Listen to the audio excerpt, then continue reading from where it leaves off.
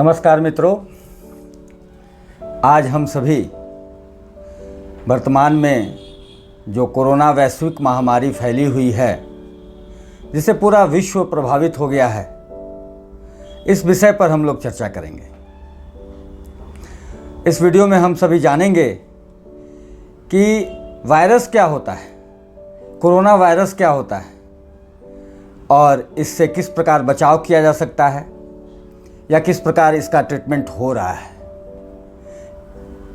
इन सभी बातों की जानकारी इस वीडियो में मैं देने जा रहा हूं। एक बार मैं पुनः आप सभी का स्वागत करता हूं। साथ ही साथ आप सभी से निवेदन करता हूं कि अब तक इस चैनल को आपने अगर सब्सक्राइब नहीं किया है, तुरंत सब्सक्राइब कर लें। इस चैनल में स्वास्थ्य से संबंधित वीडियोज़ हमेशा आपके लिए प्रस्तुति होते रहती है। तो फिर आइए चलिए शुरू करते हैं हम लोग। सबसे पहले हमें ये जानना है कि वायरस क्या होता है।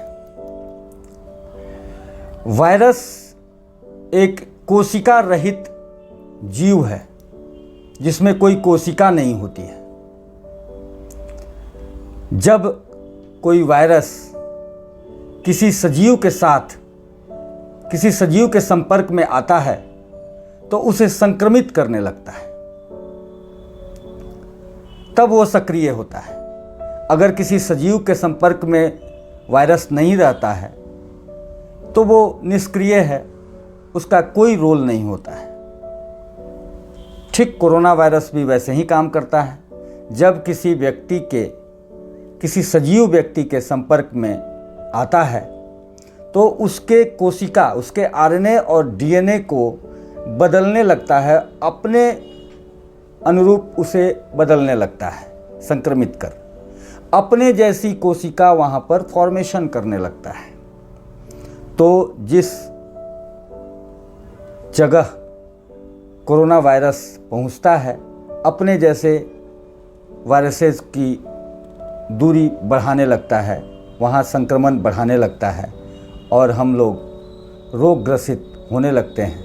उसके प्रभाव से हम लोग प्रभावित होने लगते हैं। संक्रमण बढ़ते जाता है, रोग बढ़ते चला जाता है। कुछ वायरसेस हानिकारक होते हैं, जिसमें कोरोना वायरस भी है। कुछ वायरसेस हानिकारक नहीं होते हैं, जैसे पोलियो वायरस, हैजा पैदा करने वाले वायरस। इस तरह के वायरसेस को खा जाने वाले वायरस भी होते हैं। तो वैसे वायरस हम लोगों को लाभ देते हैं, लेकिन कुछ वायरसेस संक्रमित कर हमारे अंदर रोग पैदा करते हैं। यही है वायरस की वास्तविकता। इसमें कोरोना वायरस भी समाहित है। कोरोना वायरस नुकसानदायक वायरसेस में से है। एक रिपोर्ट के अनुसार यह कई वायरसेस का समूह है जो एक नया स्वरूप ले लिया है और जिसे अभी बहुत गहराई से जानकारी नहीं मिल पाई है। लेकिन इसका संक्रमण जब होता है, जब बाहरी वायरस, कोरोना वायरस किसी माध्यम से, श्वास के माध्यम से, त्वचा के माध्यम से हमारे शरीर में प्रवेश करता है और संक्रमण शुरू करता है, तो विभिन्न प्रकार की गड़बड़ स्थितियां हमारे शरीर में यह उत्पन्न करता है। जैसे हम सभी अभी तक जान चुके हैं कि कोरोना वायरस के संक्रमण से बुखार, तेज बुखार होने लगता है, खांसी, सर्दी होने लगता है, श्वसन क्रिया में परेशानी आने लगती है।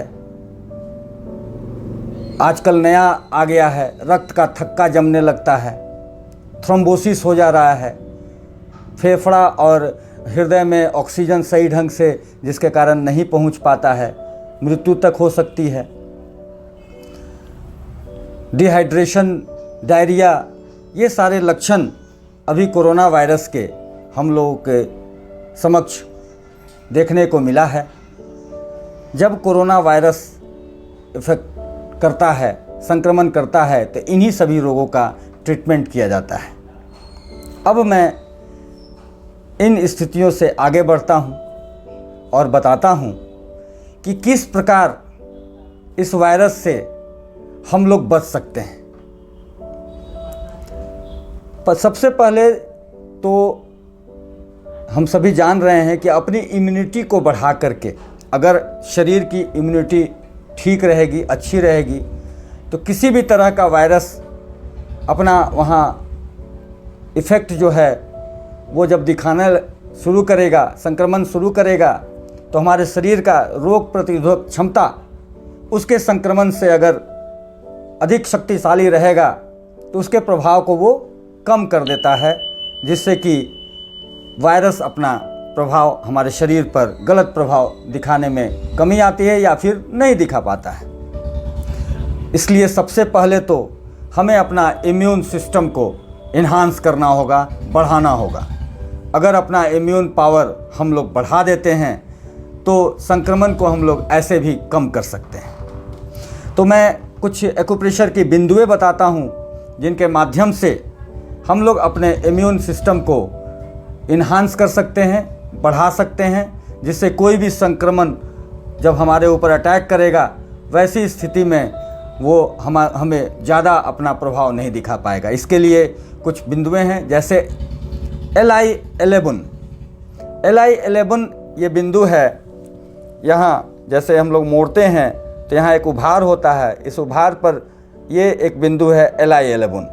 यह आंतरिक पर्यावरण और एंडोक्राइन ग्लैंड को ठीक रखता है, संतुलित रखता है। हमारे शरीर का आंतरिक पर्यावरण यह ठीक रखता है।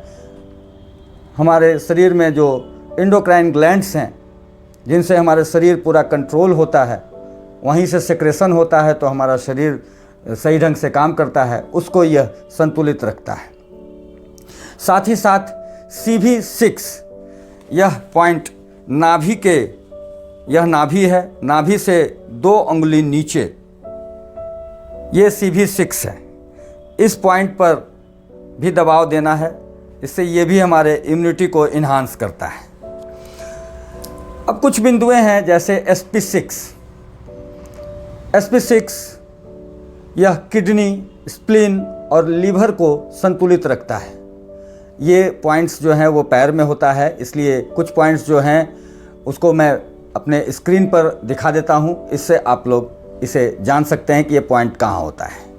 जैसे इस SP6 किडनी, स्प्लीन और लीवर को संतुलित करता है। GB14 यह पीठ के तरफ होता है, ये भी अभी आपके स्क्रीन पर दिख रहा है। यह बुखार को भी कंट्रोल करता है और शरीर के इम्यूनिटी को भी इन्हांस करता है। GB21 ये GB21 ये पार्ट और ये पार्ट, इन दोनों के ठीक बीच में ये GB21 है।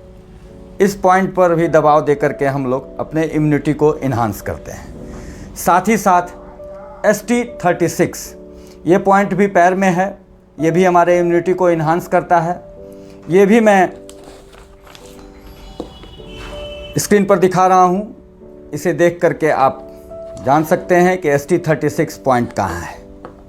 अब बात आती है कि हमारा इन पॉइंट्स को प्रेशर देने से हमारे शरीर का इम्यूनिटी इन्हांस हो जाता है। साथ ही साथ हमारे शरीर में कुछ पोषक तत्वों की भी आवश्यकता होती है, उन पोषक तत्वों का भी हमें ग्रहण करना होगा। जैसे आहार में हम लोग तुलसी काढ़ा का प्रयोग कर सकते हैं। तुलसी पत्ता, लौंग, इलायची, दालचीनी और स्वाद के अनुसार गुड़ या नमक के साथ पानी में उबाल लेना होता है। जैसे मान लीजिए कि 2 कप पानी, अगर 2 कप काढ़ा तैयार करना है तो 3 कप पानी में हम लोग 5 पत्ता तुलसी का, 1 गोल मिर्च का, 1 इलायची का, 1 छोटा टुकड़ा दालचीनी का, 1 गुड़ का, 1 लौंग का, ये डाल करके हम लोग उबालते हैं और तब तक उबालते हैं कि 3 कप पानी 2 कप में न बदल जाए। फिर 2 कप उस बने हुए काढ़े को हम लोग 1 कप सुबह 1 कप शाम पीते हैं, तो वो भी हमारे इम्यून पावर को इन्हांस करता है। शाकाहारी भोजन लेना चाहिए, ये भी हमारे इम्यून पावर को इन्हांस करता है। पौष्टिक फल, ताज़ा फल का सेवन करना चाहिए, ये भी हमारे इम्यून पावर को इन्हांस करेगा। साथ ही साथ योग में अनुलोम विलोम हम करते हैं तो वो ऑक्सीजन की पूर्ति हमारे शरीर के विभिन्न अंग तक पहुंचाता है, जिससे विभिन्न प्रकार का रोग में शमन भी होता है। इसके बाद अब मैं कुछ ऐसे एक्यूप्रेशर बिंदुएं बताता हूं कि अगर कोरोना का संक्रमण हो जाए, कोरोना के संक्रमण होने के बाद जो लक्षण उत्पन्न हो रहे हैं, उन लक्षणों का ट्रीटमेंट हम एक्यूप्रेशर विधि से कर सकते हैं। जैसे कि हम सभी जान रहे हैं कि बुखार आता है, बुखार में LI4, ये LI4 ये बिंदु है, ऐसे जोड़ेंगे हम लोग, और ये उभार जो आया है यही LI4 बिंदु है। ये LI4 दर्द निवारक है, बुखार को संतुलित करता है, ठीक करता है, साथ ही साथ सूजन को भी दूर करता है। इसके बाद लक्षण हम लोग को देखने को मिल रहा है श्वसन तंत्र। श्वसन तंत्र में गड़बड़ियां आ जाती हैं, सांस लेने में तकलीफ होती है। उस सांस लेने की तकलीफ को दूर करने के लिए LU9 पॉइंट है, ये पॉइंट LU9 का है। इस पॉइंट पर अगर हम दबाव देते हैं तो श्वसन तंत्र नियंत्रित रखता है, और आर्टरी जो धमनी होती है उस धमनी को भी लचीला बनाने का काम करता है। इसके बाद बहुत आजकल मामला आ गया है, खून का जम जा रहा है, हृदय और फेफड़ों में ऑक्सीजन पहुंचने में दिक्कत हो रहा है, वहाँ जम जा रहा है, जिसके चलते मृत्यु भी हो सकती है।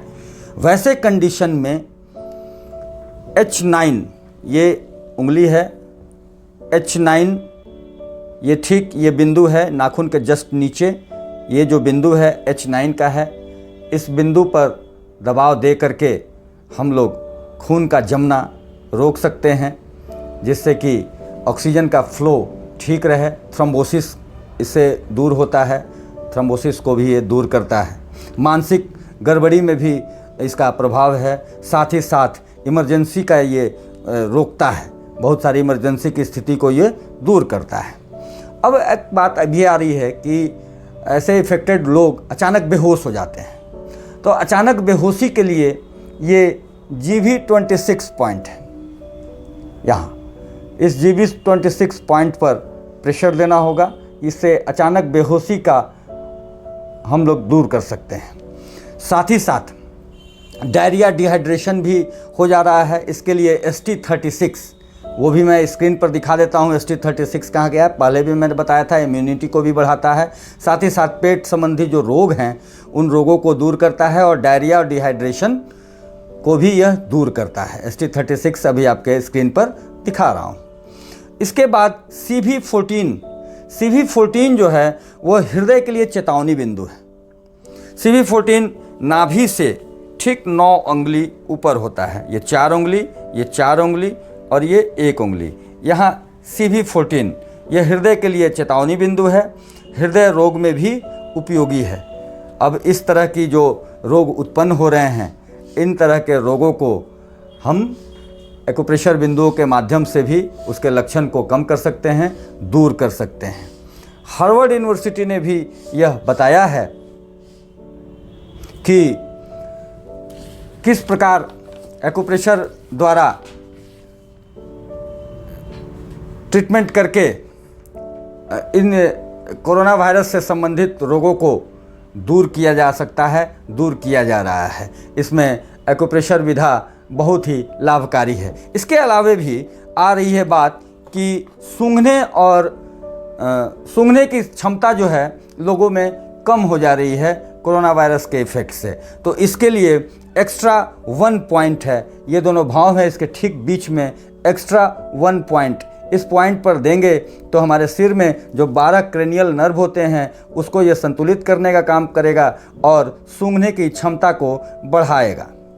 इसके अलावा मौत के मामले में नर्वस सिस्टम को उत्तेजित करने के लिए बहुत ही इम्पोर्टेंट पॉइंट है GV4 पॉइंट, ये भी मैं स्क्रीन पर दिखा देता हूँ। ये बिंदु पर भी दबाव दे करके हम मौत जैसा जो स्थिति है, मौत की स्थिति में वैसी स्थिति बन गई है, तो इस बिंदु पर दबाव दे करके नर्वस सिस्टम को उत्तेजित करके हम लोग स्थिति को कंट्रोल में ला सकते हैं।